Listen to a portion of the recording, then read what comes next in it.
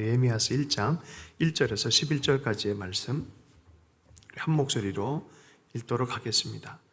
하가랴의 아들 느헤미야의 말이라. 아닥사스다 왕 제20년 기슬루월에 내가 수상궁에 있는데 내 형제들 가운데 하나인 하나니가 두어 사람과 함께 유다에서 내게 이르렀기로 내가 그 사로잡힘을 면하고 남아있는 유다와 예루살렘 사람들의 형편을 물은즉 그들이 내게 이르되 사로잡힘을 면하고 남아있는 자들이 그 지방 거기에서 큰 환난을 당하고 능력을 받으며 예루살렘 성은 허물어지고 성문들은 불탔다 하는지라. 내가 이 말을 듣고 앉아서 울고 수일 동안 슬퍼하며 하늘의 하나님 앞에 금식하며 기도하여 이르되 하늘의 하나님 여호와 크고 두려우신 하나님이여 주를 사랑하고 주의 계명을 지키는 자에게 언약을 지키시며 긍휼을 베푸시는 주여 간구하나이다. 이제 종이 주의 종들인 이스라엘 자손을 위하여 주야로 기도하며 우리 이스라엘 자손이 주께 범죄한 죄들을 자복하오니 주는 귀를 기울이시며 눈을 여시사 종의 기도를 들으시옵소서. 나와 내 아버지의 집이 범죄하여 주를 향하여 크게 악을 행하여 주께서 주의 종 모세에게 명령하신 계명과 율례와 규례를 지키지 아니하였나이다. 옛적에 주께서 주의 종 모세에게 명령하여 이르시되 만일 너희가 범죄하면 내가 너희를 여러 나라 가운데로 흩을 것이요 만일 내게로 돌아와 내 계명을 지켜 행하면 너희 쫓긴 자가 하늘 끝에 있을지라도 내가 거기서부터 그들을 모아 내 이름을 두려고 택한 곳에 돌아오게 하리라 하신 말씀을 이제 청하건대 기억하옵소서. 이들은 주께서 일찍이 큰 권능과 강한 손으로 구속하신 주의 종들이요 주의 백성이니이다. 주여 구하오니 귀를 기울이사 종의 기도와 주의 이름을 경외하기를 기뻐하는 종들의 기도를 들으시고 오늘 종이 형통하여 이 사람들 앞에서 은혜를 입게 하옵소서 하였나니 그때 내가 왕의 술관원이 되었느니라. 아멘. 리빌드 위대한 결단이라는 제목으로 말씀을 느헤미야서 이제 한 4번 정도의 시간을 갖도록 하겠습니다. 성벽을 재건하라. 비전과 기도의 재건부터 시작되신 느헤미야서인데요. 리더십 그러면 느헤미야 얘기를 많이 해요. 왜 그러냐면 이게 다 허물어지고 기회가 없고 끝난 것 같은 상황들을 역전시킨 굉장한 리더입니다. 722년에 아시리아로 말미암아 북이스라엘이 망했고요. 586년과 587년 사이에 남유다가 망했어요. 망할 때 그냥 망한 게 아니라 아주 처참하게 망했어요. 성전 파괴되죠. 성벽 파괴되어지죠. 성전 안에 있는 기물들은 다 빼앗겨 가죠. 왕족들은 그냥 눈이 뽑히기도 하고 정말 별 희한한 일 당하면서 수모를 당하면서 바벨론 포로로 끌려갔습니다. 그 70년 동안 있으면서 성전은 파괴되어졌는데 하나님은 어떻게 신앙했을까요? 이들이 발견한 것은 하나님의 언약의 말씀이었어요. 그래서 회당과 같은 일들이 많이 일어났어요.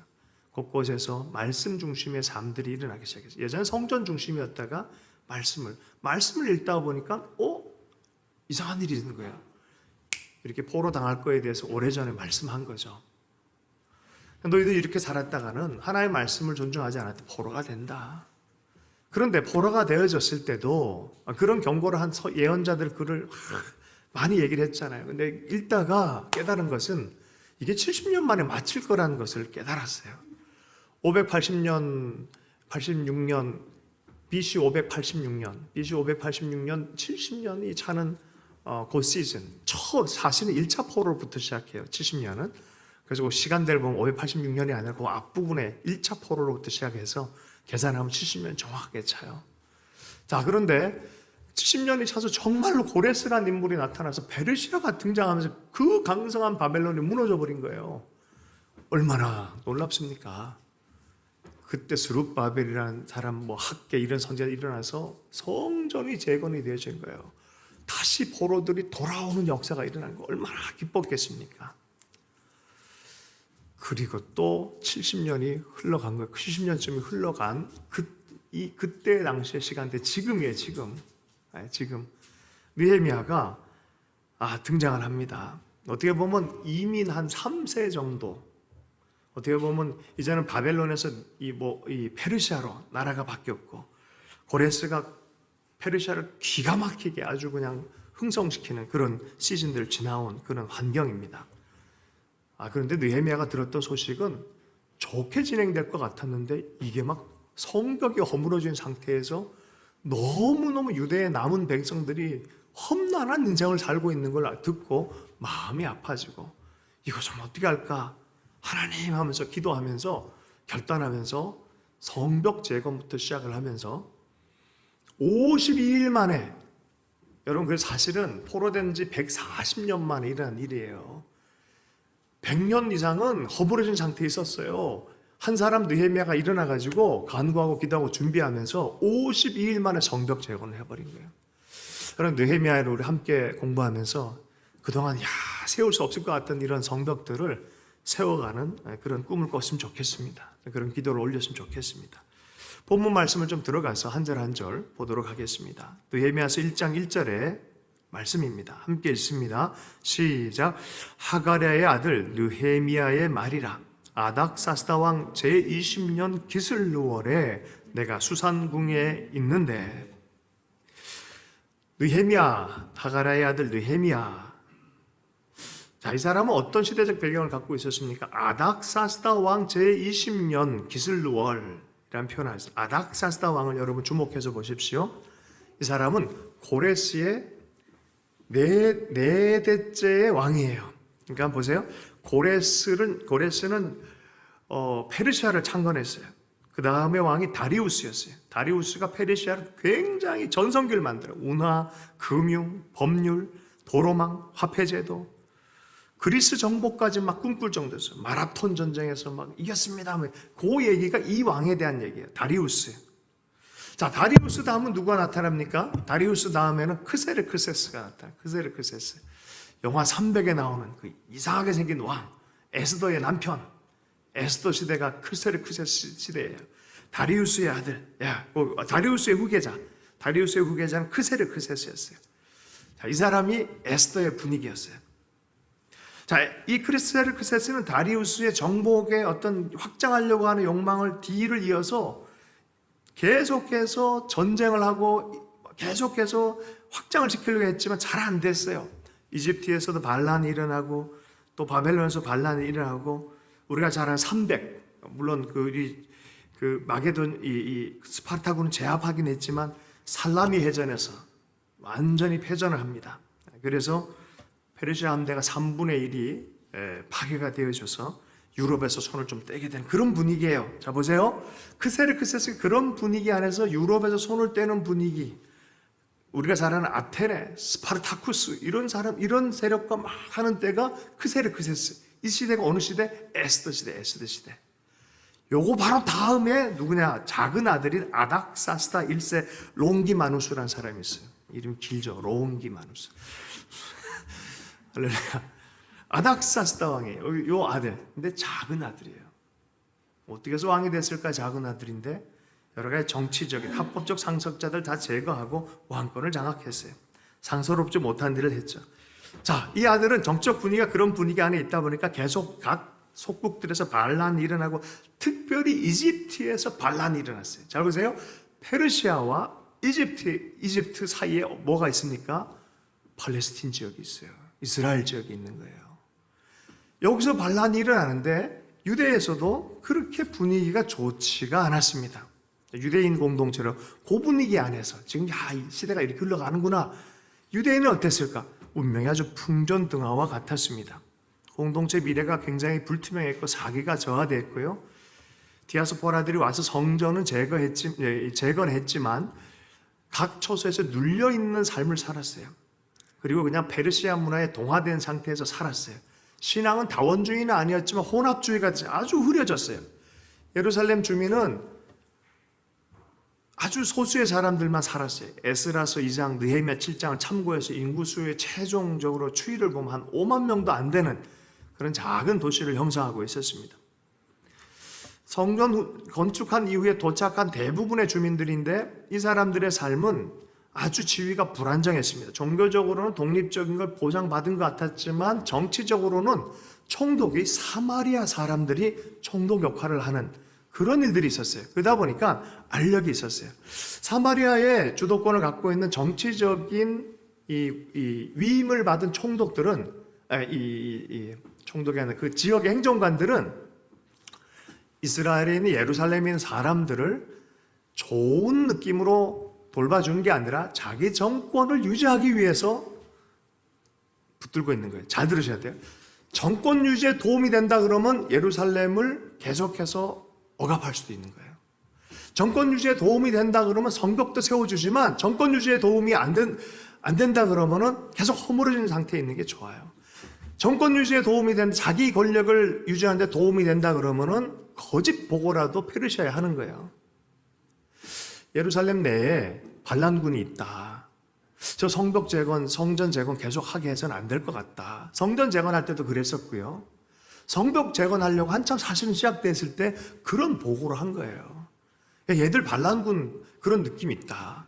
가뜩이나 그런 시대인데, 그러니까 성벽 재건을 스톱한 상태에 있었던 거예요. 페르시아 전체가. 이게 사마리아에 있는 사람들의 어떤 방해 공작 때문에 일어난 일입니다.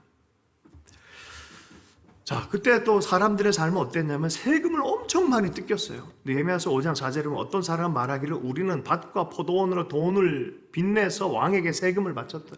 아니, 세금 내기 위해서 밭과 포도원을 빚을 내가지고 대출 받아가지고 1억, 2억씩 대출 받아서 세금을 내고 있는 거예요. 어렵죠. 그러니까 유대나 이집트에서 반란 일어나죠. 그러니까 이게 분위기가 이 사마리아 그런 분위기요. 유대에 있는 사람들은 마음이 어떻겠어요? 점점점 반감이 있는 그런 분위기예요. 그런 분위기. 그러면 페르시아는 예루살렘과 유대인들을 좋게 해줄까요? 아니요. 약간 억압 정책으로 갈 수 있잖아요. 분위기가. 그런데 엎친 데 겹쳤다고 이게 에돔 아랍 지역에서 내몰린 에돔 족속들이 또 헤브론 지역, 남유다 지역으로 치고 올라오는 형국이 생긴 거예요. 요게 오바다서의 배경이 됩니다. 오바다서의 분위기가 그런 분위기. 밑에서 치고 올라오는 또 형국이 되는 거예요. 그러니까 이 남유다 지역의 예루살렘은 너무너무 정치적으로 불안정한 상태가 되어진 것입니다. 적절하게 방어도 할 수 없는 유대인의 운명, 체념한 상태, 눈물의 상태, 어떤 비슷한 분위기가 되었습니다. 이거를 느헤미야 1장 3절에 하나니가 보고한 게 이렇게 표현했어요. 그들이 내게 이르되 사로잡힘을 면하고 남아있는 자들이 그 지방 거기에서 큰 환난을 당하고 능욕을 받으며 예루살렘 성은 허물어지고 성문들은 불탔다 하는지라. 사마리아 이 행정관들은 요거를 좀 이렇게 해주면 좋을 텐데 안 해줘요. 계속 자기 이익만 생각하고 그것만 꽉 붙들고 있는 그런 상태입니다. 이러니 그 시대를 살았던 유대인들의 삶은 어떻겠습니까? 그 시대에 정확하게 그 시대를 같이 예언자로 살았던 사람이 한 명 있습니다. 그 사람의 이름이 말라기예요. 말라기서에 보면 그 시대의 유대인의 신앙의 행태를 볼 수 있어요. 이거는 페르시아 사람을 욕하지도 않고 사마리아 사람을 욕하지도 않고 예루살렘 이 유대인들 전체의 영적 생활에 대해서 철저하게 하나님의 말씀 기준으로 예언적으로 말씀하는 게 말라기서예요. 그때 사람들의 삶이 어땠는지 한번 보도록 하겠습니다. 말라기서 1장 6절에서 8절의 말씀을 보면 자신들의 일에 실증난 제사장이 있어요. 여호와 하나님께 대충 예배합니다. 병든 것, 흠 있는 짐승 바치고도 잘못이라고 생각을 하지 않습니다. 하나님이 이렇게 얘기해. 말라기서 1장 8절 만군의 여호와가 이르노라 너희가 눈먼 희생 제물을 바치는 것이 어찌 악하지 아니하며 저는 것 병든 것 드리는 것이 어찌 악하지 아니하냐. 이제 그것을 너희 총독에게 드려보라. 그가 너를 기뻐하겠으며 너를 받아주겠느냐. 세상 권력의 총독한테도 안 하는 일을 하나님한테 하고 있다.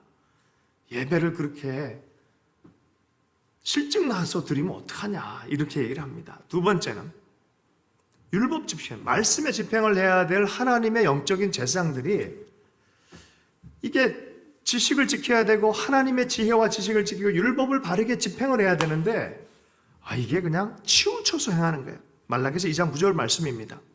너희가 내 길을 지키지 아니하고 율법을 행할 때 사람에게 치우치게 하였으므로 나도 너희로 하여금 모든 백성 앞에 멸시와 천대를 당하게 하였느니라. 뭔 소리야? 법이 있는데 율법이 있어요. 법이 있는데 선택적으로 적용하는 거예요. 선택적으로. 어떻게 보면 법이 있는데 기분에 따라서 아주 강하게 적용하기도 하고, 요 케이스는 강하게 적용하고, 요 케이스는 아주 흐리게 적용하고, 지 마음대로 적용하는 그런 상황들이 말라기 시즌이에요. 말라기 3장 8절의 말씀에 사람이 어찌하여 하나님의 것을 도둑질하겠느냐, 그러나 너희는 나의 것을 도둑질하고 말하기를 우리가 어떻게 주의 것을 도둑질하였나이까 하는도다. 이는 곧 11조와 봉헌물이라. 하나님의 경제로 함께 사는 공동체, 유대 공동체인데 이렇게 행하지 못하는 거예요. 자, 그러다 보니까 무슨 일이 생깁니까? 느헤미야 13장 10절에 보면은 레위 사람들이 목을 받을 목이 없기 때문에 직무를 행하는 레위 사람과 노래하는 사람들이 각각 자기 밭으로 돌아가고, 아니 생계 때문에 이제는 직무를 버리게 되는 일들이 생겼어요. 말씀을 다루고 하나님의 성전 일을 해야 되는 사람들이 이제는 자기 밭에 일해 와서 생존 문제로 살아갈 수밖에 없는 일들이 생기는 거예요. 이게 이 시대의 모습이었다는 거예요. 저는 여러분 그런데 심각한 문제 생겨요. 이러다 보니까 말라기 2장에 3장에 보면은 신앙생활이 흐려진 거예요. 신앙생활을 충실해도 유익이 없다는 풍조가 만연해져 버린 거예요. 야, 기도해도 의미 없다. 말라기서 2장 17절 하반절에 보면은 너희가 말하기를 모든 악을 행하는 자는 여호와의 눈에 좋게 보이며 그에게 기쁨이 된다 하며 또 말하기를 정의의 하나님이 어디 계시냐 함이니라.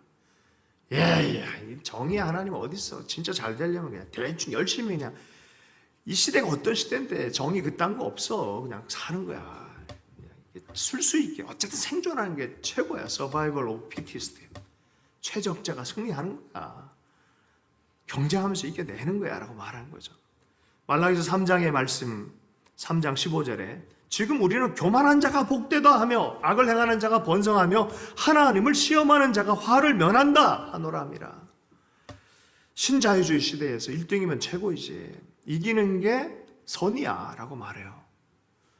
이기고 취하고 승리하는 게 선이야. 교만한 자가 복이 있는 거야. 악을 행하는 자가 번성하고 하나님을 시험하는 자가 화를 면한다 라고 말하는 시대가 돼버렸다는 거예요. 이런 시대다 보니까 사람들이 도의가 없어져요. 하나님의 마음이 사라지기 시작해요. 동포를 착취하기 시작합니다. 성경 율법 전체의 이웃사랑과 동포사랑에 대해서 얘기를 합니다. 가장 기본인 것을 하질 못해요. 임금 착취를 합니다. 말라기 3장 5절의 말씀입니다. 내가 심판하러 너희에게 임할 것이라. 점치는 자에게, 점이 횡행해요. 무속적인 것들이 별별 곳에 다 틈타요. 경제, 정치, 점치는 것들이 횡행합니다. 요새 이 당시에 할렐루야. 간음하는 자에게와 거짓 맹세하는 자에게와 품꾼의 사기에 대하여 억울하게 하며 고아와 과부를 압제하며 나그네를 억울하게 하며 나를 경외하지 아니한 자에게 속히 증언하리라. 만군의 여호와가 말하노라. 말라기서 2장의 말씀에 보면요, 이러다 보니까 가정이 해체가 되져요. 가정 해체. 하나님 앞에 언약한 부부가 깨어지기 시작합니다.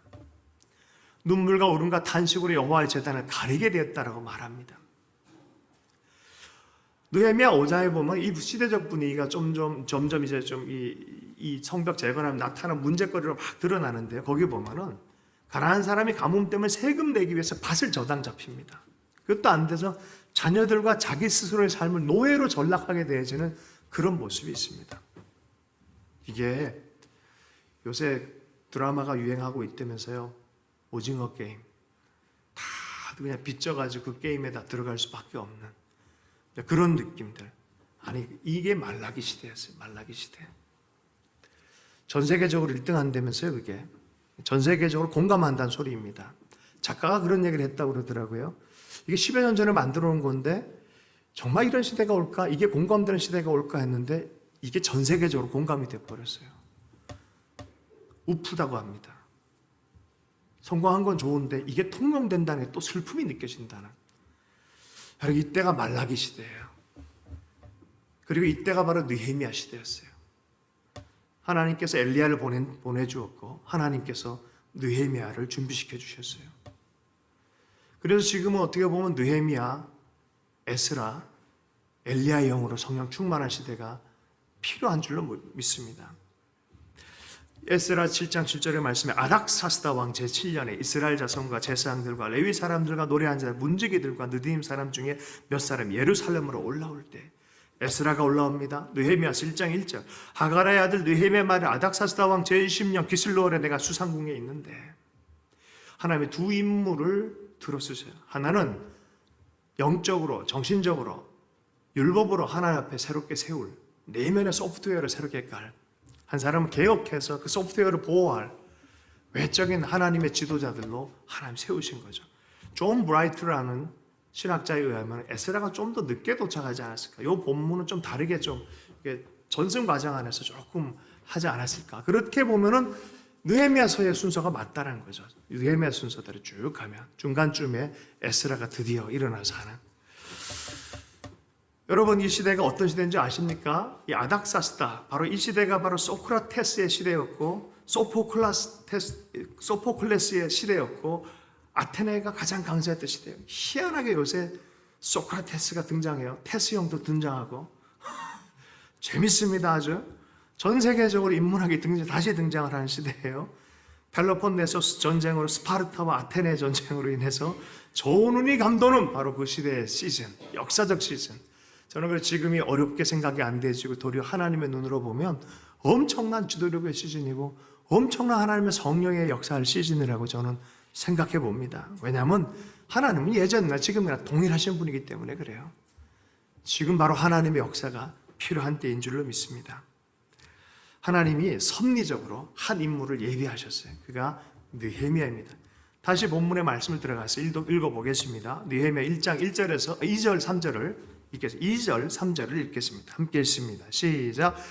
내 형제들 가운데 하나인 하나니가 두어 사람과 함께 유다에서 내게 이르렀기로 내가 그 사로잡힘을 면하고 남아있는 유다와 예루살렘 사람들의 형편을 물은즉 그들이 내게 이르되 사로잡힘을 면하고 남아있는 자들이 그 지방 거기에서 큰 환난을 당하고 능력을 받으며 예루살렘 성은 허물어지고 성문들은 불탔다 하는지라. 여러분 예루살렘의 상태를 아무리 보고를 해도 사실 그때는 사마리아 행정관들 때는 막혀있는 상태였어요. 하나니가 그냥 뉴욕 여행을 하듯이 온 게 아니에요. 와서 뭔가를 얘기하려 목적 갖고 왔는데 들어주지 않는 것 같아요. 그래서 청와대에 근무하는 우리식으로 하면은 워싱턴에 근무하는 유대 출신의 저 사람에게는 얘기를 하면은 세세하게 분별해주고 이 일을 이루어질 것 같다라는 대상을 아마 찾아온 것 같습니다. 그가 바로 느헤미야를 찾아왔어요. 느헤미야는 주도 면밀한 사람이고 굉장히 하나님의 목적을 발견하고 이루어낼 수 있는 사람이겠다라는 어떤 믿음이 있었던 것 같습니다. 찾아와서 세세하게 얘기합니다. 하나님가 찾아왔는데 느헤미야가 묻는데 이런 그 부분에 대해서 너무나 큰 눈물이 있는 거예요. 제가 이걸 할 때 좀 뜬금없는 연결이지만 옛날에 3.1운동이 일어났을 때 일들이 생각나요. 3.1운동이 일어난 배경이 28 독립선언 일본 3.1운동 1919년 3월 1일 여기서 이 운동이 일어났잖아요. 일어난 배경이 뭐였냐면은 파리 강화회담 때문이었어요. 1차 대전의 전후 처리를 위해서 미국이 주도적으로 움직여졌어요.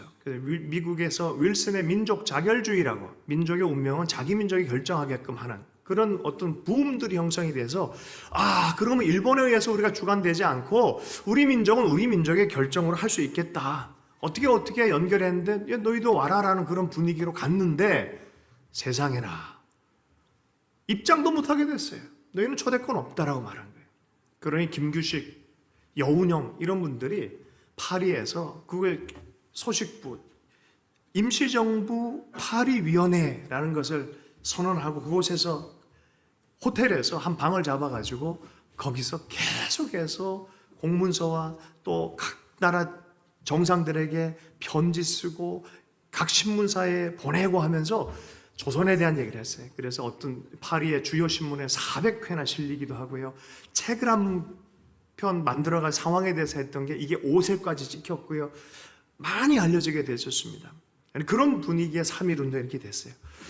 아니 전화로 우리도 민족 대표로 민족 자결주의라며 라면서 갔는데 너희들은 초대권 없어 못 들어가라는 거예요.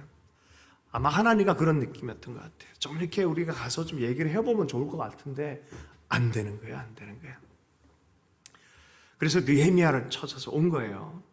사정을 얘기를 한 거죠. 물어보니까 이렇게 불탔고 상황이 이렇습니다. 느헤미야서 1장 4절 말씀입니다. 함께 읽어보겠습니다. 시작. 내가 이 말을 듣고 앉아서 울고 수일 동안 슬퍼하며 하늘의 하나님 앞에 금식하며 기도하여 내가 이 말을 듣고 앉아서 울고 수일 동안 슬퍼하며 하늘의 하나님 앞에 금식하여 기도하며. 정서적으로 건강한 사람이었고 분명하게 그 페르시아 제국의 일을 했던 사람이기 때문에 보통 리더십도 자기 절제 능력이 있는 사람이죠. 그런데 감정이 그냥 애통이 들어오면서 정말 고통이 들어오면서 아픔이 시작되고 슬픔이 시작된 거예요. 여러분, 진주는 어떻게 빚어집니까? 모래가 조개에 살을 파고들 때 진주가 빚어지는 거예요. 여러분, 십자가는 어떻게 빚어집니까? 품어 안고 사랑하기로 결정할 때 빚어지는 거예요. 아프지만 그 아픔을 내 아픔 아닌데라고 버려버리면 만들어지지 않습니다. 민족을 향한 아픔이 내 아픔으로 오기 시작했어요. 진주처럼 빚어지기 시작했습니다. 저는 이 본문의 말씀에 우리가 몇 년 같이 한국에 들어오면 항상 섬겼던 소오마니, 서계옥 권사님이 떠올리게 됐어요. 1층에서 우리 함께 교회에 들어왔을 때 마지막으로 오셔가지고 사역하시고 미국에 돌아가셨어요. 북한을 들렸다 한국 왔다가 미국에 돌아가셨어요. 이분의 이야기입니다. 1989년도 임수경 방북 사건 이런 얘기가 있었잖아요. 그 분위기에. 그런 때 같이 해외 동포로 방북을 하셨어요. 한미은행의 파운더 중에 한 분으로 활약을 하셨던 분입니다. 자, 그곳에 가서 고향이 북한이니까 북한을 보고 싶어서 가셨다가 자기의 친족들이 여전히 예수 그리스도를 섬기고 있고 그들이 가정교회로 존재하고 있는 사실을 알아버린 거예요. 그리고 호텔방에 돌아와서 하나님께 기도하는데 말할 수 없는 찌르는 고통이 임하기 시작하고 통곡이 시작이 되어졌습니다. 그리고 그 순간에 성령이 임해버린 거예요. 평양의 호텔방에서 성령이 임한 거예요. 그리고 그의 삶 전체를 하나님 앞에 북한의 교회와 하나님의 영광을 드리기로 결정한 거예요. 그 많은 돈을 다 가지고 가서 지하교회 교인들을 반 정도를 돕고 또 정치적인 어떤 맥락 안에서 이렇게 해야만 그 일을 계속 할 수 있으니까 이런저런 아무한테도 얘기도 못하고 교회들에게 하나님의 사람들에게 어느 날 목사님들이 자녀들이 부흥사들이에요. 어느 날 가봤더니 자기 비싼 옷 넥타이가 없더래요. 엄마 이거 어디 갔어? 엄마가 다 챙겨서 벌써 갖다 줬어요. 자기 것을 다 드리는 거죠. 여러분에게는 이러한 진주가 있습니까? 여러분의 이러한 십자가가 있습니까? 하나님부터 받은 비전이 있습니까? 고통을 외면하지 않고 내 고통을 생각하고 품어 안는 하나님의 비전이 있습니까? 그것을 붙들고 회복에 대한 환상을 가지고 있습니까? 느헤미야는 그 환상을 품었어요. 슬픔으로만 끝나지 않고 기도와 금식으로 기도하고 나갔어요. 기다림의 시간을 갔어요. 사람에게 쫓아가지 않았어요. 일 먼저 해야 돼. 사람의 술사, 사람의 지혜로 달려가지 않고 하나님 앞에 기다리고 무릎을 꿇었어요. 하나님이 움직일 때까지 기다렸어요. 하나님은 하실 수 있다는 믿음이 있었어요. 도대체 이 믿음이 어디서 나왔습니까? 나중에 보면 이 믿음은 말씀에 대한 믿음인 것을 확실하게 우리가 이해를 합니다. 여러분, 하나님 나라의 기쁘신 소망을 품길 원합니다. 진주와 같은 비전을 품길 원합니다. 빌립보서 2장 13절 14절 말씀입니다. 너희 안에 행하시느니 하나님이시니 자기의 기쁘신 뜻을 위하여 너희에게 소원을 두고 행하게 하시나니 표대를 향하여 그리스도 예수 안에서 하나님이 위에서 부르신 부름의 상을 위하여 달려가노라. 하나님이 비전을 주실 때는요, 나에게 소원을 주세요. 소원과 비전은 같이 움직이는 거예요. 나에게 소원을 주셨는데 비전에 때가 있어요. 또 방향은 맞는데 때를 착각한 사람이 한 명 있어요. 모세였어요. 모세. 이게 원래 모세가 할렐루야 모세였어요. 모세는 시간을 오해를 했죠. 여러분, 느헤미야는 기다렸어요. 기다릴 줄 알았어요. 하나님의 손이 움직일 때까지 간구하고 기다리는 법을 배웠어요. 넬슨 만델라는 27년을 기다렸어요. 감옥에서. 기다리는 동안에 원망이 있을 수 있어요. 탓을 돌릴 수 있어요. 너 때문이야 라고 말할 수 있어요. 저 백인들의 흑인을 핍박해서 아파르테이드 정책 때문에 여러분 그렇게 원망과 탓을 돌리면요 절대로 앞으로 못 나갑니다. 넬슨 만델라는 처음에는 무기를 들고 저항군처럼 시작을 했지만 나중에는 27년 동안 로벤선 섬에 있으면서 제가 숫자는 정확하게 모르게 어쨌든 굉장히 긴 시간 있었어요. 있으면서 어떻게 하면 남아공 전체를 통합시킬까라는 고민을 했어요.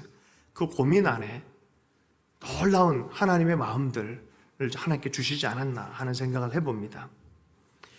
자, 느헤미야의 속마음을 한번 들어가 보도록 하겠습니다. 한번 1장 5절의 말씀을 함께 읽어보겠습니다. 시작.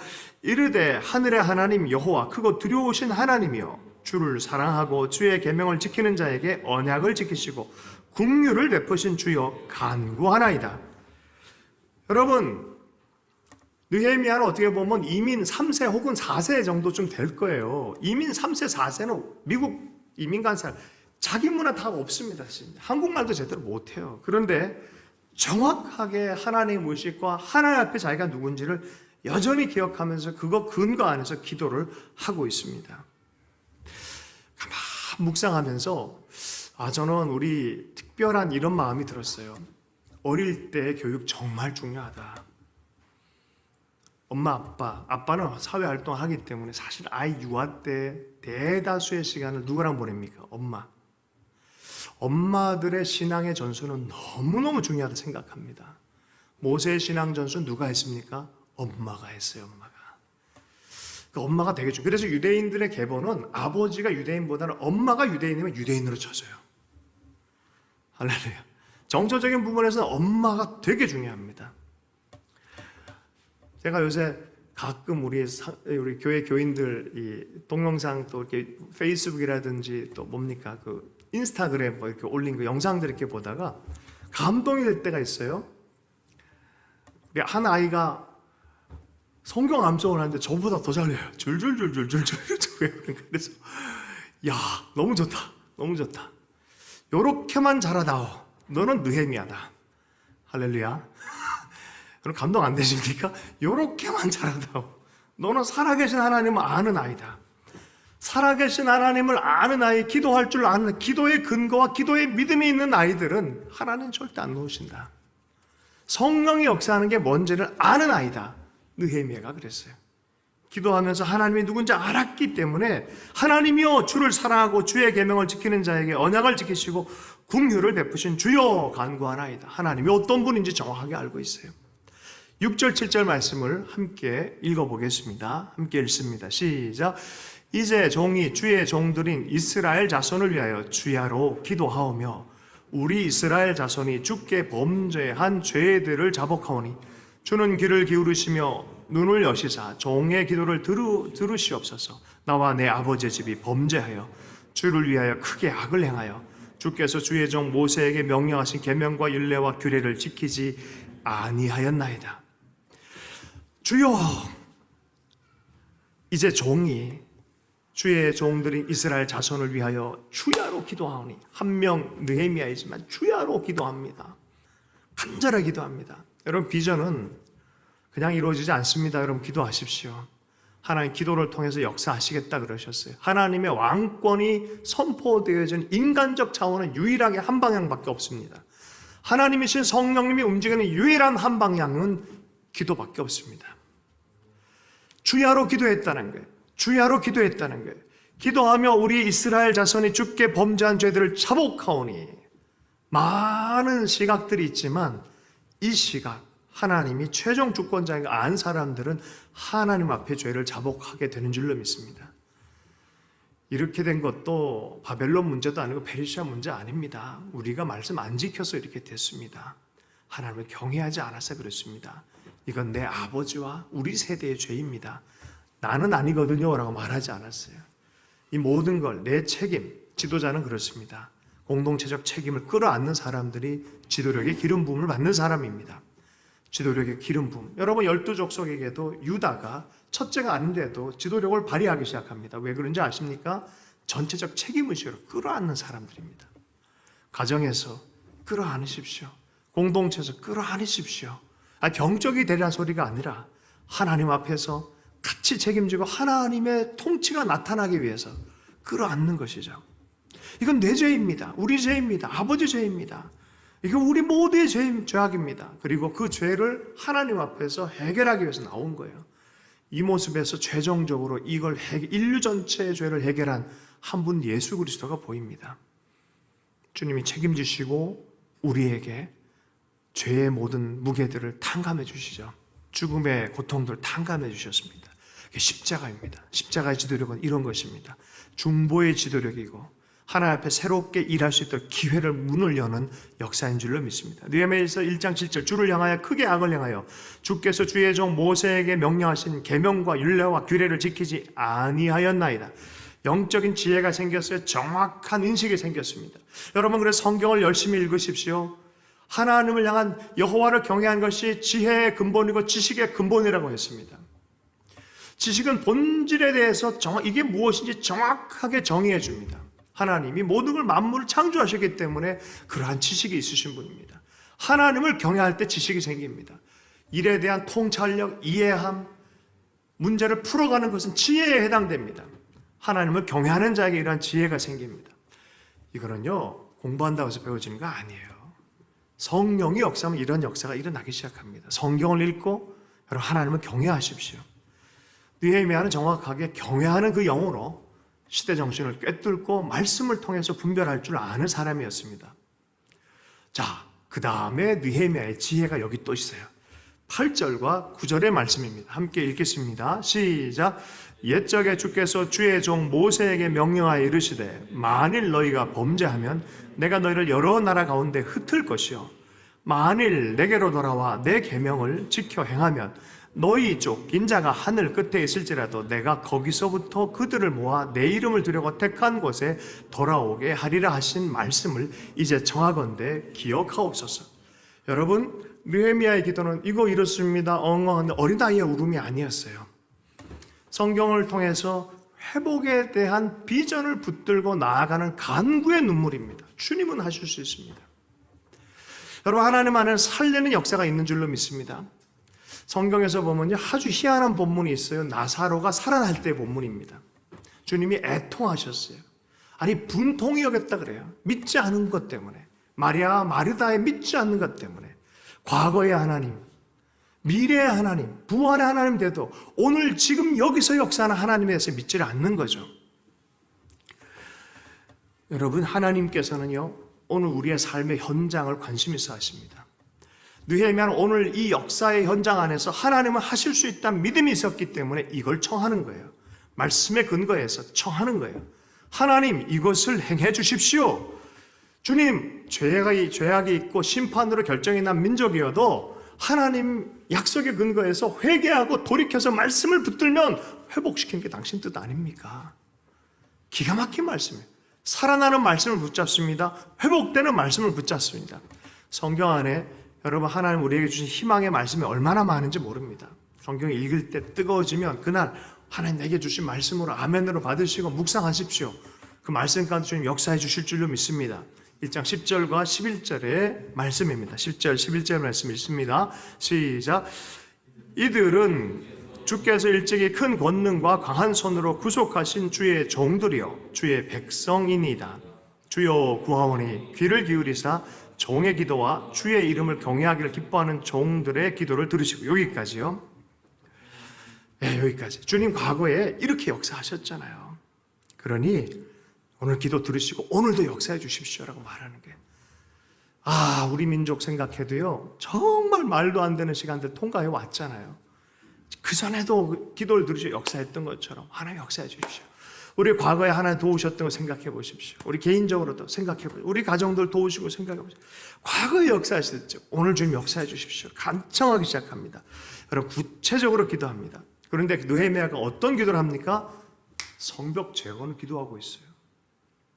시대의 역사에 대해서 기도하고 있어요.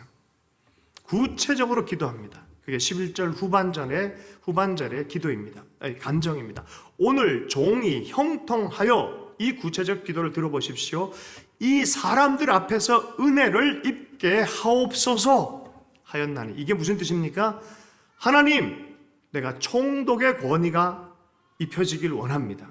내가 성벽 재건할 모든 물질과 준비가 되어지길 원합니다라는 것을 2장에서 얘기를 하고 있어요. 여러분, 이걸 간구했어요. 이게 어떻게 개인적인 탐욕입니까? 여러분, 비전 안에서 크게 풀 포텐셜, 나를 통해서 행할 수 있는 하나님의 최대의 잠재력을 끌어내서 기도할 수 있길 원합니다. 하나님께서 우리를 통해서 꿈꾸실 최대의 잠재력을 끌어내서 기도할 수 있기를 원합니다. 하나님, 나 이 아닥사스다에게서 은혜를 있게 해주십시오. 오늘 종이 형통하여. 근데 그 형통은 하나님의 형통이었어요. 하나님이 세우는 겁니다. 보이는 지위 안에서, 권위 안에 질서를 지키는 거지만 궁극적으로 하나님이 하시는 것입니다 라고 하면서 하나님 앞에 기도한 것입니다. 그때 내가 왕의 술관원이 되었느니라. 여러분, 여기 은혜가 있지 않습니까?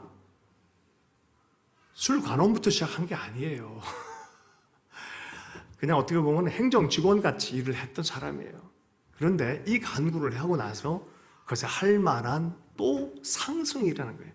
나는 우리 성도들 삶 안에 이러한 상승이 있기를 원합니다.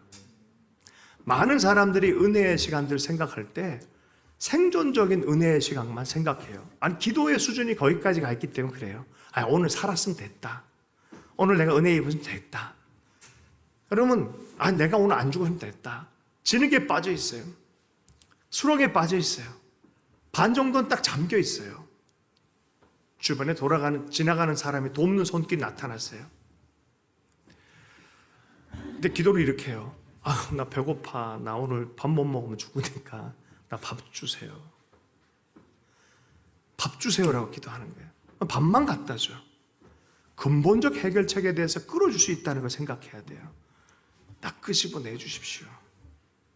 끄집어내 주시고 변화가 시작되게 해주시고 권위도 주시고 내 민족도 살릴 수 있도록 좀 역사해 주십시오. 이게 느헤미야의 기도예요. 여러분은 이 느헤미야의 기도를 하고 있습니까? 오늘 우리 모두가 다 한 사람 한 사람 주님 보여주신 그 그림대로 이런 결단의 기도를 할 수 있기를 원합니다.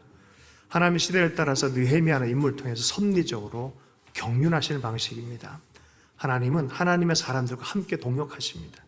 그런 사람이 나타나면 하나님 그것에 권위를 부으시고 능력을 부으시고 은사를 부어주시고 시대를 변하신 기도 허락해 주실 줄로 믿습니다. 주신 말씀 붙들고 잠시 기도하도록 하겠습니다. 오늘 성찬이 있는 날인데요. 잠깐 말씀 붙들고 각자 개인적으로 헌신과 결단의 기도를 해서 좋겠습니다. 하나님 아버지, 우리가 느헤미야처럼 다시 한번 진주와 같은 비전을 품기를 원합니다.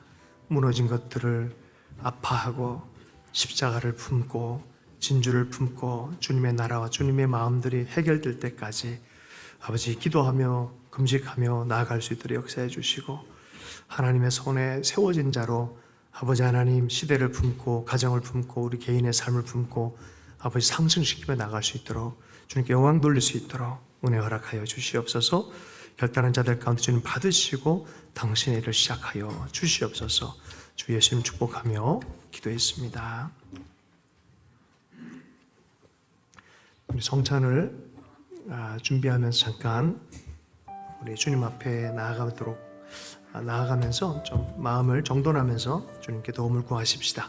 성찬 시간 가운데 특별한 약속하신 은혜가 넘치고 우리가 그리스도의 사람인 것을 확증하고 그 안에 그 임재함 안에 사는 자가 되길 원합니다. 느헤미야와 같이 주의 마음으로 연합하는 자가 되길 원합니다. 그렇게 개인적으로 기도하면서 성찬을 준비하도록 하겠습니다.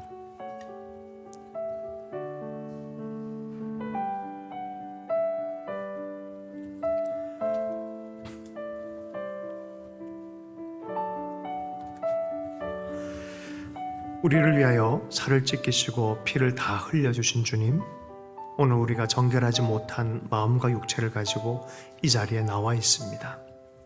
이제 주님의 살과 피를 재현하는 귀한 성례전에 있습니다. 이 자리에 임하시어 우리의 입과 육체의 모든 기능에서 주님의 살과 피를 깊이 경험하는 소중한 순간으로 만들어 주시옵소서. 그리하여 주님을 뵙는 기쁨이 가득하게 하시옵소서. 온전히 성령님의 특별한 임재함 안에서 이 고귀한 성례전이 이루어지게 하시옵소서. 우리를 위하여 살을 찢기시고 피를 흘리신 우리 주님 예수 그리스도의 이름으로 기도하옵나이다. 주님께서 잡히시던 밤이었습니다. 우리 주님은 사랑하는 제자들과 같이 마지막 유월절 식사를 하셨습니다. 그때 떡을 들어 축사하셨습니다. 그리고 떡을 떼시면서 말씀하십니다. 이것은 너희를 위하여 상하고 찢긴 내 몸이다. 받으라, 먹으라. 우리 주님이 명령하셨습니다. 우리 주님은 식후에 잔을 들어 축사하셨습니다. 그리고 그 잔을 사랑하는 제자들에게 주시면서 말씀하십니다. 이것은 너희를 위하여 흘리는 내 피다. 너희와 내 사이에 맺어진 새 언약의 피다. 받으라, 마시라 명령하셨습니다.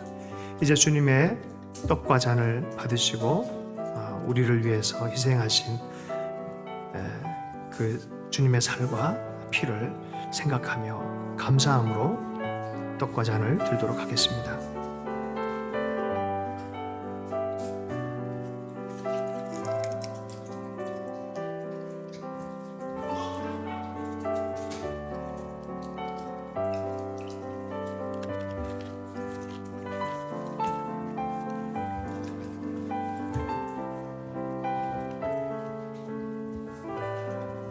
뜯기 어려우신 분들은 이걸 드셔도 괜찮아요.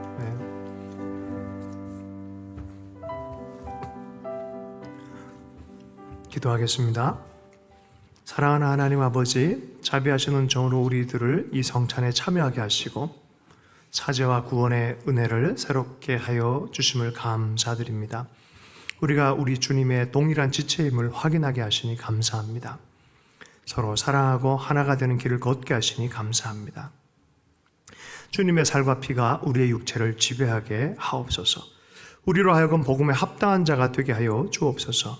우리를 이 땅에 화평을 심는 자가 되게 하여 주옵소서. 항상 그리스도의 죽으심과 다시 사심을 증거하는 이 민족의 등불이 되게 하여 주옵소서. 오직 하나님 아버지께 영광을 돌리는 주님의 자녀들이 되게 하여 주옵소서. 예수님 이름으로 기도하옵나이다. 이제 우리는 모두가 화평케 하시는 예수 그리스도 안에서 하나가 되었습니다. 예수 그리스도의 한 피바다 한 몸을 이룬 지체들입니다. 오직 하나님의 영광을 위하여 땀과 눈물을 흘려야 할 생명들입니다. 이제 오늘의 예배를 통하여 하나님이 기뻐하시는 생명들로 거듭나도록 하십시오.